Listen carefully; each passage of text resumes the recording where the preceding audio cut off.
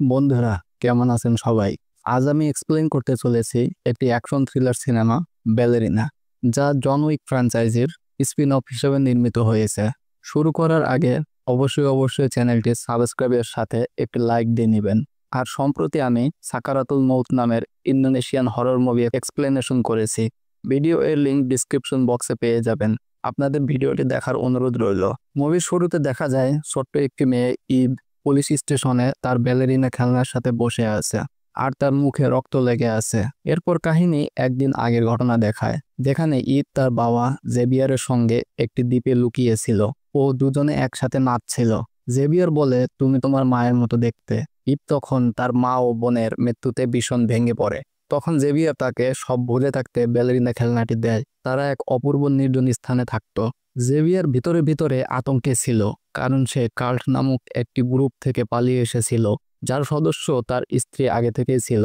স্ত্রীর কারণেই সে কাল্টে যোগ দিয়েছিল। পরে সিদ্ধান্ত নেয় ছেড়ে দেবে। তার দুই মেয়ে ছিল। যখন তারা পালায়, কাল্ট সদস্যরা তার বড় মেয়ে ও স্ত্রীকে হত্যা করে। জেভিয়ারের ট্যাটু দেখে বোঝা যায় সে একসময় কাল্টের একজন শীর্ষ সদস্য ছিল, জন উইকের মতো। হঠাৎ বাইরে কাল্ট সদস্যরা এসে পাহারাদারদের হত্যা করতে থাকে। জেভিয়ার বাইরে এসে তাদের সঙ্গে লড়াই করে। ধোঁয়া ছড়িয়ে সে ঈদকে নিয়ে একটি ঘরে লুকিয়ে পড়ে। পরে সব গুন্ডা সেখানে ঢোকে।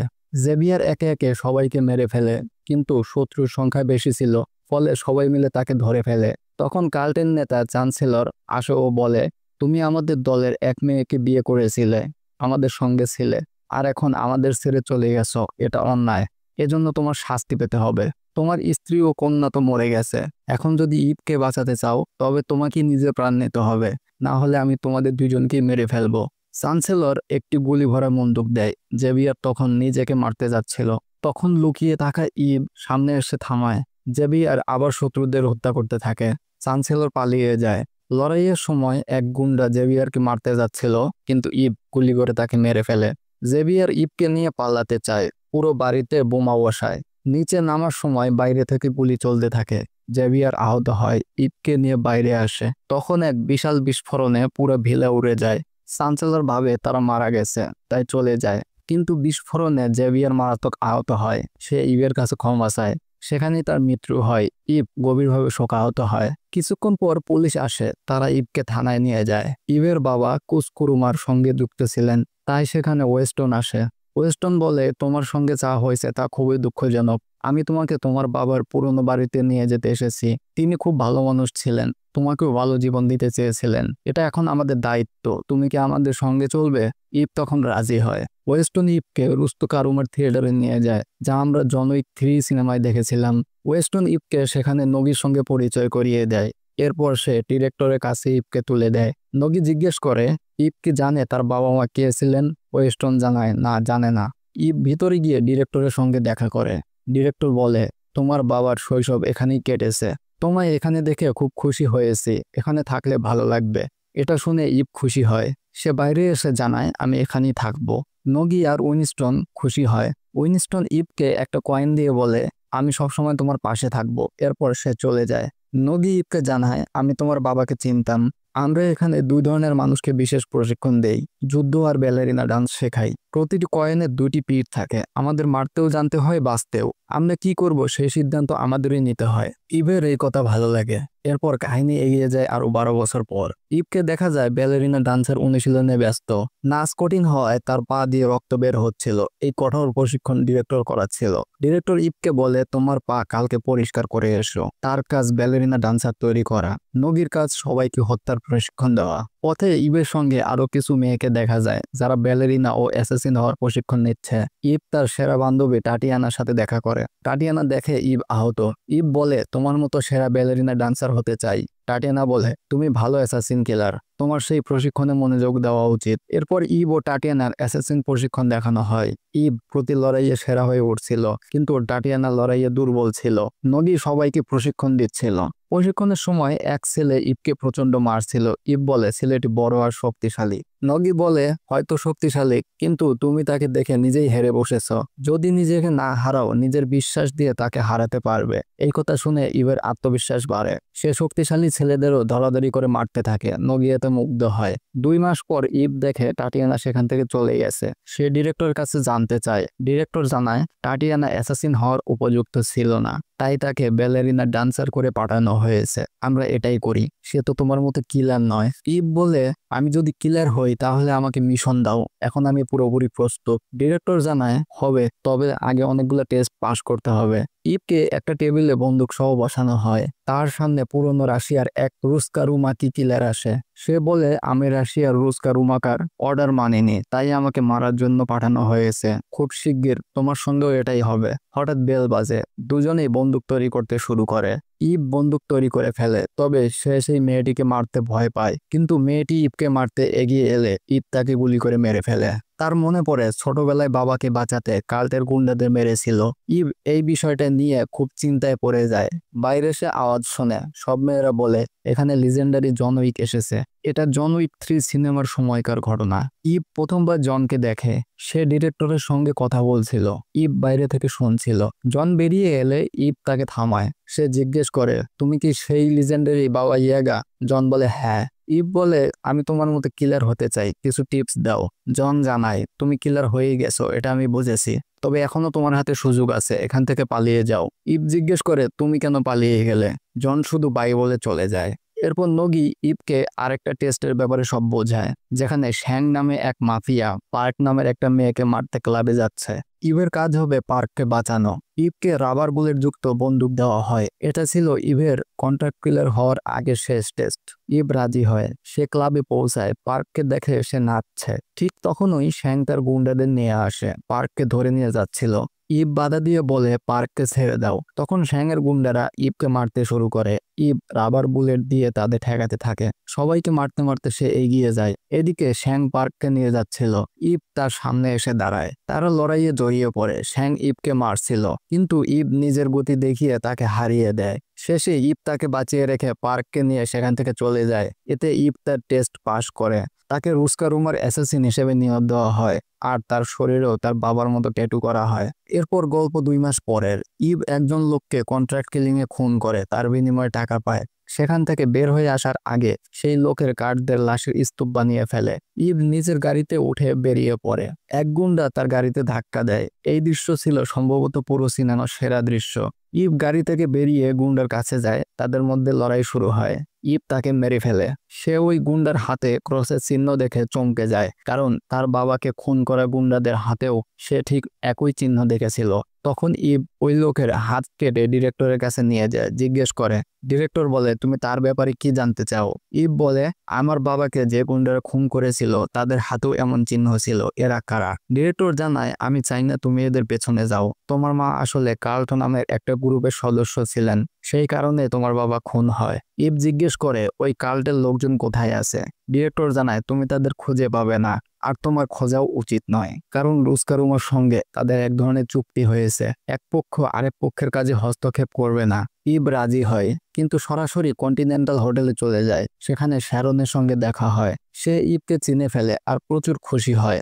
বছরখানেক পর ইভের উইনস্টনের সঙ্গে দেখা হয়। উইনস্টন ইভের কিলার হওয়া দেখে খুশি হয়। সে জিজ্ঞেস করে তুমি এখানে কেন এসেছ? ইভ বলে আমি আবার বাবার খুনিকে খুঁজে মেরে ফেলতে চাই। ডিরেক্টর রাজি নয়, তুমি আমাকে সাহায্য করো। উইনস্টন জানায় তারা খুবই বিপজ্জনক। তখন ইভ উইনস্টনকে তার পুরনো কয়েন ফেরত দিয়ে সাহায্য চায়। উইনস্টন রাজি হয়। সে বলে তারা আসলে কাল্ট মাফিয়ার লোক, একেবারে আমাদের থেকে আলাদা। তারা ডেনমার্কে কোথাও লুকিয়ে থাকেন। এর বাইরে তাদের সম্পর্কে আমরা কিছু জানি না। তবে তাদের একজন সম্প্রতি পালিয়ে গিয়ে প্যারাগ এর কন্টিনেন্টাল হোটেলে উঠেছে। তারপর উইনস্টন হাই টেবিলের অফিসে ফোন করে কাল্টের লোক ড্যানিয়েল সম্পর্কে জানতে চায়। তাকে জানানো হয় ড্যানিয়েল পাইনের উপর 2 মিলিয়নের বাউন্টি আছে, আর সে প্যারাগের হোটেলে আছে। তারপর উইনস্টন ইভকে ড্যানিয়েলের ছবি দেয়। কিছুক্ষণ পর ইভ প্যারাগের সেই হোটেলে পৌঁছায়। সে ড্যানিয়েলের পাশের রুমটাই বুকিং করে। এই শুনে সেখানে থাকা লিনা নামে এক কিলার চমকে যায়। সে ইভকে নজর রাখছিল। আসলে লিনা কাল্টের সদস্য ছিল। সে এক স্নাইপারের সঙ্গে ড্যানিয়েলকে মারতে এসেছিল। তার স্নাইপার ড্যানিয়েলের উপর নজর রাখছিল। সে দেখে ইভ জানলা দিয়ে তার রুমে ঢুকছে। লিনা তখন ইভকে কিছু না করতে বলে, কারণ সেভাবে ইভ ড্যানিয়েলকে মেরে ফেলবে। এরপর ইভ সে রুমে পৌঁছায়। সেখানে এলা নামে একটি মেয়েকে দেখে। পেছন থেকে ড্যানিয়েল ইভকে ধরে ফেলে। ইভ এলা ও ড্যানিয়েলকে একসাথে দেখে নিজের শৈশবের পরিস্থিতি মনে পড়ে যায়। সে বলে, আমি আমার বাবার সঙ্গে কাল থেকে পালিয়েছিলাম, আর তারা হামলা করে আমার বাবাকে মেরে ফেলে। ড্যানিয়েল বলে, তোমার ধারণা নেই তুমি কি বিপদে পড়তে চলেছ। স্নাইপার বাইরে থেকে এটা দেখছিল। সে বুঝে যায় ওরা লড়ছে না। লিনা ড্যানিয়েলের বাউন্ডারি ডাবল করে দেয়। হোটেলের সব কিলাররা এটা জানতে পারে। তারা ড্যানিয়েলকে মারতে এগিয়ে আসে। ওদিকে ড্যানিয়েল পালানোর প্রস্তুতি নিচ্ছিল। ঠিক তখন বাইরে থেকে গুন্ডারা আক্রমণ করে। ড্যানিয়েল তাদের মারতে থাকে। ইভও তাদের পিছনে পিছনে ঠেকায়। এরপর ড্যানিয়েল আর ইভ এলাকে নিয়ে লিফটে করে নিচে নামে। ড্যানিয়েল ইভের কাছে এলাকে বাঁচানোর জন্য সাহায্য চায়। ইভ এলাকে নিয়ে এগিয়ে যায়, আর ড্যানিয়েল বাকি গুন্ডাদের মারতে থাকে। তখনই কার্লের ডেক্স নামে এক গুন্ডা ড্যানিয়েলের সঙ্গে লড়াই করে। সে ছিল কার্লের সবচেয়ে বেস্ট কিলার। ডেক্স গুলি করে ড্যানিয়েলকে গুরুতর আহত করে। এদিকে লিনা ইভের মাথায় আঘাত করে তাকে অজ্ঞান করে দেয়, আর এলাকে নিয়ে চলে যায়। কিছুক্ষণ পর লিনা এই বিষয়ে চ্যান্সেলরকে জানায়। চ্যান্সেলর তখন জানতে চায় ড্যানিয়েলের সঙ্গে মেয়েটা কে। লিনা বলে, আমি সেই মেয়েটিকে কন্টিনেন্টাল হোটেলের লোকদের হাতে তুলে দিয়েছি। ইভ তখন অন্য কিলারদের সঙ্গে হোটেলের লোকদের দ্বারা ধরা পড়ে। কন্টিনেন্টাল হোটেলে কাউকে মারার অনুমতি ছিল না, তাই তাদের মৃত্যুদণ্ড হতে চলেছিল। ইভ বলে, যুদ্ধ শুরু ওদের দিক থেকেই হয়েছে, আমি কাউকেই মারিনি। তখন হোটেলের লোকেরা অন্য কিলারদের মেরে ফেলে আর ইভকে ছেড়ে দেয়। তাকে বলে দেয় আজ থেকে সে কন্টিনেন্টাল হোটেলে আর প্রবেশ করতে পারবে না। ইভ তা মেনে নেয়। ইভ একটি গান শপে গিয়ে হ্যারির সঙ্গে দেখা করে। সে হ্যারিকে একটি কয়েন দেয়। কাল্টের চিহ্ন দেখিয়ে তাদের সম্পর্কে তথ্য চায়। হ্যারি বলে এটি রুলসের বিরুদ্ধে, তাই সে কিছু বলতে পারবে না। ইভ তা মেনে নেয় এবং বলে, অন্তত ভালো অস্ত্র তো দিতে পারো। তখন হ্যারি তাকে নিচতলায় নিয়ে গিয়ে অনেক দুর্ধর্ষ গান দেখায়, যা ইভের পছন্দ হয়। কিন্তু তখনই কার্টের লোকেরা জানতে পারে ইভ এখনো জীবিত। তারা হ্যারি ও ইভের উপর হামলা চালায়। হ্যারি আহত হয়। ইভ সামনে এগিয়ে যায়। সেখানে সে অনেক বোমাও দেখতে পায়। তখন সে বোমা ছুড়ে গুন্ডাদের মারতে থাকে। এগিয়ে গিয়ে সব গুন্ডাদের শেষ করে দেয়। তারপর ইভ হ্যারির কাছে ক্ষমা চায়, কিন্তু হ্যারি কার্লদের থেকে প্রতিশোধ নিতে চায়। সে ইভকে ডেনমার্কের হলস্টেড শহরে যেতে বলে, কারণ ধারণা অনুযায়ী সেখানে কার্লদের সব সদস্যরা থাকে। তখন ইভ অনেক গুলি ও একটি গাড়ি চায়। কিছুক্ষণ পর ইভ অস্ত্রগুলো গাড়িতে তুলে রওনা হয়। পরদিন সকালেই সে হলস্টেড শহরে পৌঁছায়, যেটি এক নদীর পাশে সুন্দর ছোট শহর। সেখানকার প্রহরী জসপ্রীত এবিকে দেখে ফেলে। ইভ শহরের একটি দোকানে ব্যালেরিনার খেলনা দেখতে পায়, কারণ ছোটবেলায় তার বাবা তাকে সেটাই দিয়েছিল। তখন সে একটি বারে ঢোকে। বারের ভেতরে সে একবার আগে এসেছিল। ভেতরে গিয়ে একটি ড্রিঙ্ক চায়। সে দেখে তার আগমনে দোকানের লোকেরা তাদের বাচ্চাদের নিয়ে বেরিয়ে যাচ্ছে। একজন লোক বারে ঢুকে ইভকে মারতে যায়। তখন ইভ তার সঙ্গে লড়াই করে। ইভ তাকে গুলি করে শেষ করে দেয় আর শপের বাইরে যায়। বারটেন্ডারের উপর হামলা করে। সে ছিল খুবই বিপজ্জনক। তারা লড়াই করে। ইভ তাকেও মেরে আহত করে। কিন্তু ততক্ষণে অনেক কিলার এসে যায়। ইভকে তাদের সবার সঙ্গে লড়তে হয়। সব কিলারদের মেরে ইভ সেখান থেকে পালিয়ে যায়। তখন জসপ্রীত সবকিছু দেখে ফেলে। এই ব্যাপারে চ্যান্সেলরকে জানায়। ততক্ষণে পুরো শহরের বিপদের ঘণ্টা বেজে ওঠে। সবাই তাদের সন্তানদের বাড়ি নিয়ে যায় আর অস্ত্র নিয়ে ইভকে খুঁজতে বের হয়। তখন ইভকে দেখতে পেয়ে তারা তাকে ধরতে পিছনে ধাওয়া করে, আর পথে যেই আসছিল তাকেই মেরে ফেলছিল। আসলে পুরো শহরটাই ছিল কার্ল গ্রুপের, তাই সবাই মিলে ইভকে মারতে এগিয়ে আসে। তারা ইভের মাথায় আঘাত করে তাকে অজ্ঞান করে ফেলে। তখন লিনা আসে ইভকে দেখতে। সে ইভের পিঠে রুস্কারুমায় অ্যাসাসিনের ট্যাটু দেখে। অন্যদিকে সাইলেন্সর এসে তার নাতনি এলার সঙ্গে দেখা করে ও বলে, তোমার বাবা ড্যানিয়েল আমার ব্যাপারে মিথ্যে বলেছে যে আমি খুব খারাপ। আসলে আমি তোমার সঙ্গে থাকতে চেয়েছিলাম। এলা বলে, আমি তোমাকে ঘৃণা করি। তখন লিনা এসে চ্যান্সেলরকে জানায়, আমরা সেই মেয়েটিকে ধরে ফেলেছি, ওকে রুস্কারুমা পাঠিয়েছে। কিছুক্ষণ পর ইভের জ্ঞান ফেরে। সে দেখে তাকে বেঁধে রাখা হয়েছে। চ্যান্সেলর বলে, তোমার ডিরেক্টরের সঙ্গে আমার বহু বছর আগে দেখা হয়েছিল, তখন সে অনেক ভালো ছিল। আর আমরা ঠিক করেছিলাম যে রুস্কারুমা ও কার্টের মধ্যে আর কোনো লড়াই হবে না। ইভ বলে, ডিরেক্টর আমাকে পাঠায়নি। রুস্কারুমার সঙ্গে আমার এখন আর কোনো সম্পর্ক নেই। চ্যান্সেলর বলে, তুমি এখানে এসেছো মানে রুস্কারুমাও এসে গেছে, আর তুমি কেন আমার ছেলের সাহায্য করছিলে? তখন ইভ বুঝতে পারে চ্যান্সেলর নিজেই তার ছেলে ড্যানিয়েলকে মারার জন্য কিলার পাঠিয়েছিল। চ্যান্সেলর বলে, এখানে যারা আসে তাদের আমরা পরিবার ভাবি। মরার দিন পর্যন্ত এখানেই থাকতে হয়। যেদিন তোমার পরিবার হবে তখন বুঝবে। ইভ বলে, আমারও পরিবারও এখান থেকে ছিল, তুমি তাদের মেরে ফেলেছো। শুধু আমাকেই বাঁচিয়ে রেখেছো। আমার বাবার নাম জেভিয়ার। চ্যান্সেলর এটা শুনে হতবাক হয়। বাইরে গিয়ে লিনার সঙ্গে দেখা করে বলে, ইভ তোমার বোন। লিনা শুনে অবাক হয়, কিন্তু ততক্ষণে ইভ ভেতরের সব গুন্ডাদের মেরে ফেলে। তখন লিনা তার পিছু নেয় ও দুই বোন এক ঘরে বসে লড়াই শুরু করে। ইভ লিনার গান কেড়ে নেয়। লিনা বোনকে দেখে খুশি হয়, বলে, আমি তোমার বোন, আমরা ছোটবেলায় একসাথে থাকতাম, কিন্তু আমাদের বাবা তোমাকে নিয়ে চলে গিয়েছিল, আমায় এখানেই ফেলে রেখে। এখন তুমি আবার এই শহরে ফিরে এসেছো, এটাই আমাদের আসল বাড়ি। তখন ইভ বলে, এটা আমার বাড়ি নয়, আসলে এখানকার মানুষজনই আমার বাবাকে মেরেছিল। লিনা বলে, বাবা এখানকার লোকদের সঙ্গে বিশ্বাসঘাতকতা করেছিল আর এই জায়গা ছেড়ে চলে গিয়েছিল, এটা তারই ভুল। ইভ বলে, তাকে তো তোমার বেঁচে থাকার কথাও জানা ছিল না। সে চাইতো না যেন এখানকার লোকদের মতো আমিও দয়াহীন কিলার হয়ে উঠি। তাই আমি এখান থেকে রুস্কারোমাতে গিয়েছিলাম, সেখানে নিজের ইচ্ছাতে কিলার হয়েছিলাম। তখন তাদের কথোপকথন এক গুন্ডা বাইরে চ্যান্সেলরকে জানায়। চ্যান্সেলর এর নির্দেশে গুন্ডারা সেখানে বোমা ফেলে। বিস্ফোরণে ইভ আহত হয় আর দেখে লিনা মারা যাচ্ছে। তখন লিনা তার বোনের কাছে ক্ষমা চায় ও মারা যায়। এদিকে গুন্ডারা ঘরে ঢুকে পড়ে।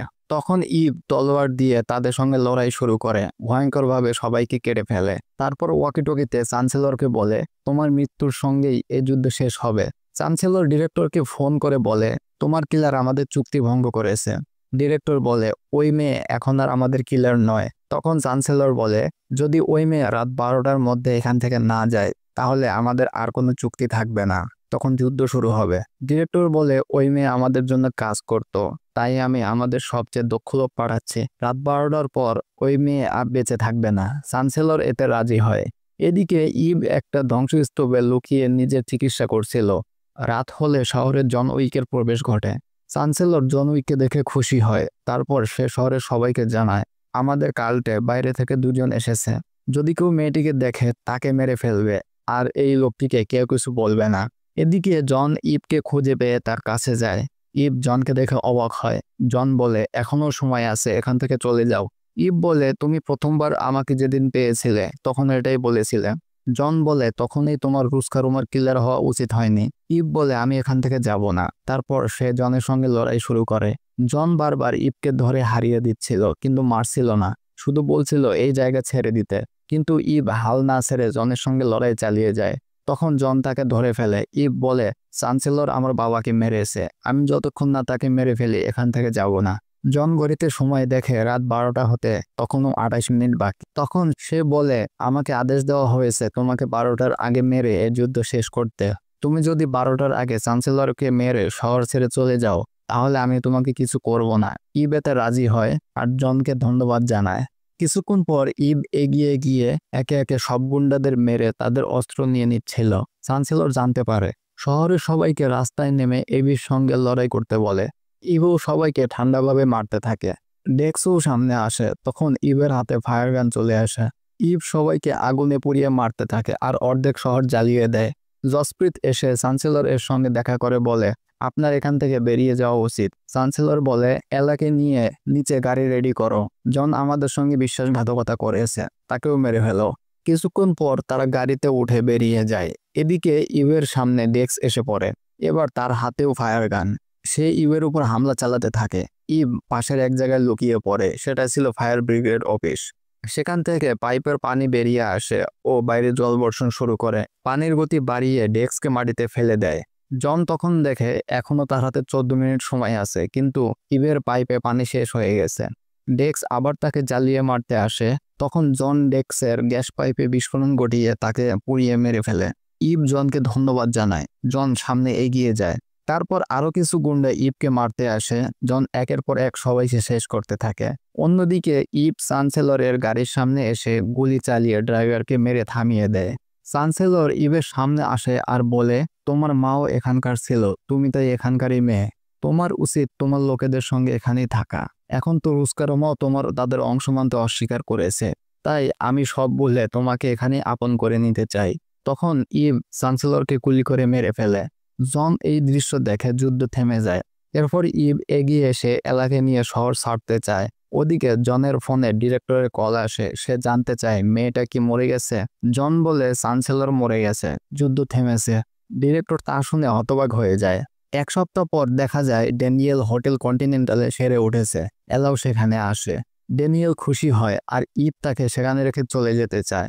সে শ্যারন ও ওয়েস্টন দুজনকে ধন্যবাদ জানায়। তারপর এক মিউজিক স্টেডিয়ামে নাচতে দেখা যায় তাতিয়ানাকে, যার নাচ দেখতে ইভও আসে।